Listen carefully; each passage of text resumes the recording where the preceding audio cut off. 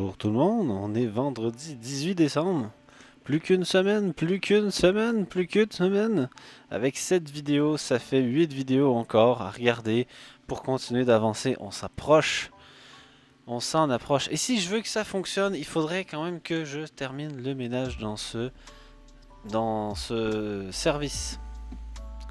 Donc j'ouvre tout de suite mon VS Codium dans le projet. Je suis déjà dans le projet avec déjà mon serveur démarré. Je sais même pas si je vais me servir du serveur pour le moment.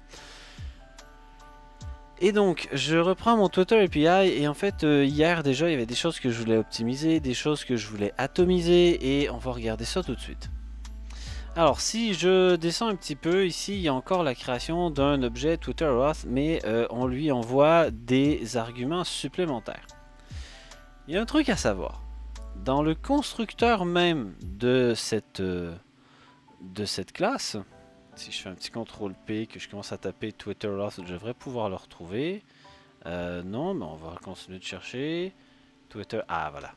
Twitter Auth, il apparaît ici. Dans le constructeur, il y a ici 4 arguments, dont 2 qui sont optionnels, qui peuvent être soit un nul, soit un string, et que par défaut, ils sont à nul. Ça veut dire qu'on pourrait s'en servir en fait. C'est-à-dire que dans mon Twitter API, ce que je pourrais faire pour initialize, c'est ajouter un paramètre qui peut être un string ou qui peut être nul, qui s'appellerait $token, et puis un paramètre qui peut être un string ou qui peut être nul, et oups, n'importe quoi, nul, n'importe quoi, et qui s'appellerait secret. Et pour les deux, il pourra avoir par défaut, si on ne les définit pas, c'est difficile le vendredi matin, leur valeur par défaut serait donc null. Donc, $token qui peut être à null éventuellement. Et en fait, ça veut dire que si on les définit pas, la valeur de $token c'est null, la valeur de secret c'est null. Et si on passe null en argument du constructeur de Twitter Auth ici, en fait, on se retrouve avec un null dans la logique de Twitter Auth. En tout cas, soit on transmet les tokens et le secret, soit on transmet que le token, soit on transmet aucun des deux. Et on aura au moins les PI key et les PI secret. Donc, $token. $secret, parfait. Donc ça va permettre d'initialiser l'objet qui est ici, mais en lui envoyant en argument, toujours avec initialize, le token, plutôt que de faire un new Twitter Auth. Parfait. Maintenant, il y a encore autre chose qui me chagrine. Il y a cette histoire de on envoie la requête pour que récupérer. Mais qu'est-ce que c'est que ce truc? Alors, je refais le détail. En gros, au moment où on utilise set access token in session, on lui passe la requête en argument. Ça pourrait paraître logique, hein? C'est pas illogique d'ailleurs. Mais c'est quand même un service, faut que ça fasse du travail tout seul. Moi, je me dis, le service, faut qu'il puisse connaître request tout seul. Faut qu'il puisse connaître session tout seul. Donc, je vais faire le use de request. Use symfony /component /http foundation /request. Parfait. Et ça va me permettre dans le constructeur du service de demander le request. On va faire une belle injection de dépendance. Private $request. Ensuite, pas private, mais public function construct. On lui donne l'objet request avec un E minuscule, ça serait mieux. $request. Parfait. Et je mets dans la propriété request la variable, le contenu de la variable request. Parfait. Et ça veut dire que partout où on utilise $request qui serait apparemment en paramètre ici, on va pas faire ça. On va utiliser $10 flèche request. Est-ce que j'en ai d'autres? Apparemment ici, j'en ai pas d'autres. Ici, on utilise request, mais c'est la session. Et je vais encore faire une autre injection de dépendance pour la session. Encore une autre injection de dépendance pour la session. Il n'y a pas d'autre requête? Bon, voilà. Au moins, la request, elle va pas arriver comme ça, qu'on sait pas exactement d'où qu'elle sort.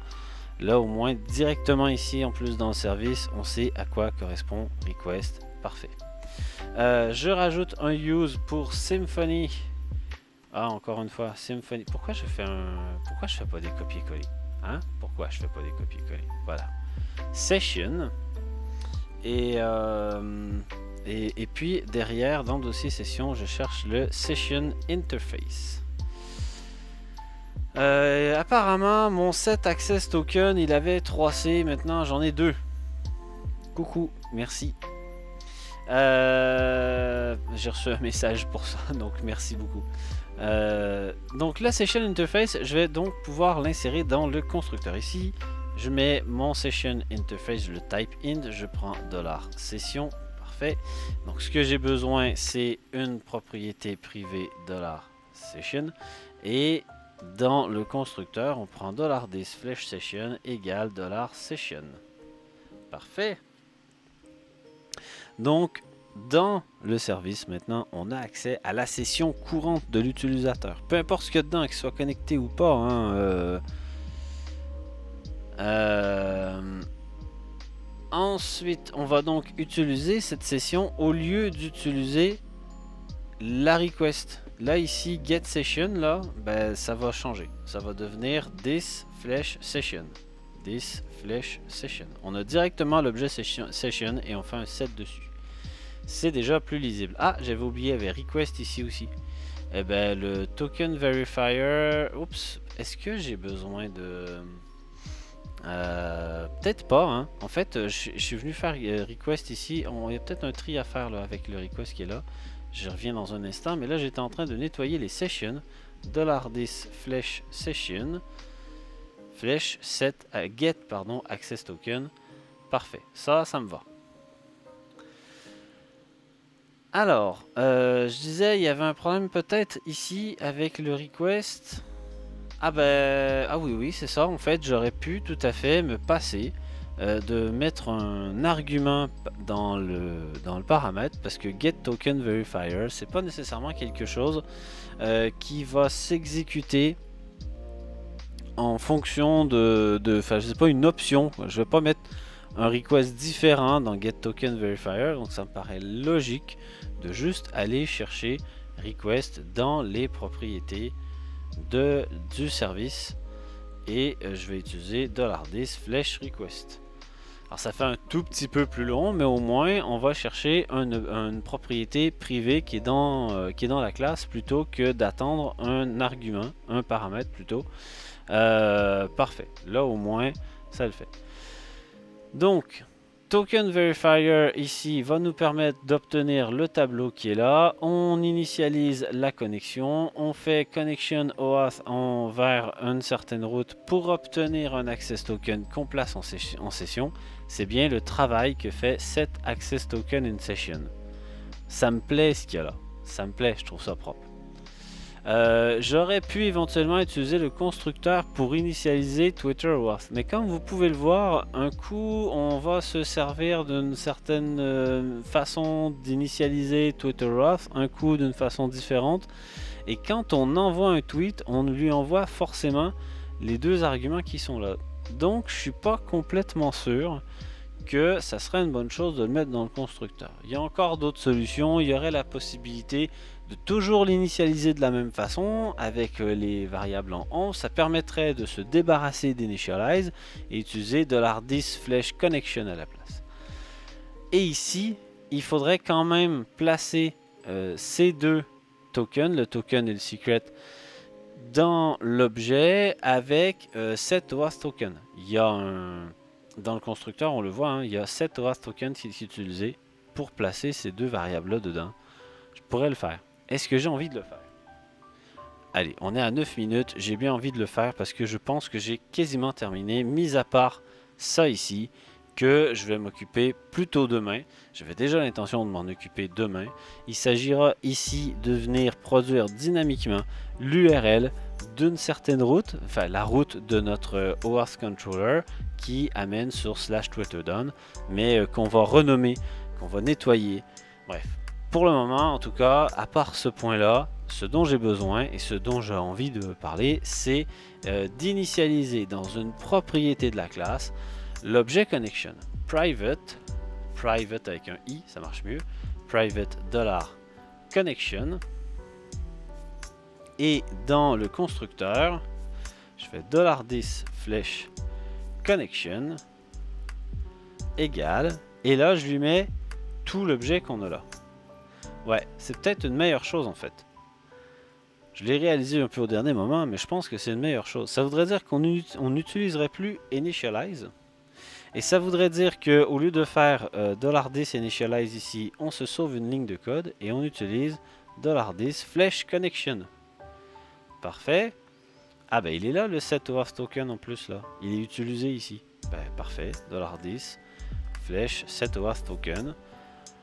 Parfait, on continue. Il y a toujours le $connection ici, ben, $10 flèche. Finalement, en fait, je vais peut-être me le copier-coller, le $10 flèche. Ensuite, on a encore un connection ici. Ah non, mais ça, c'est pour l'initialiser, donc on sauve encore une ligne.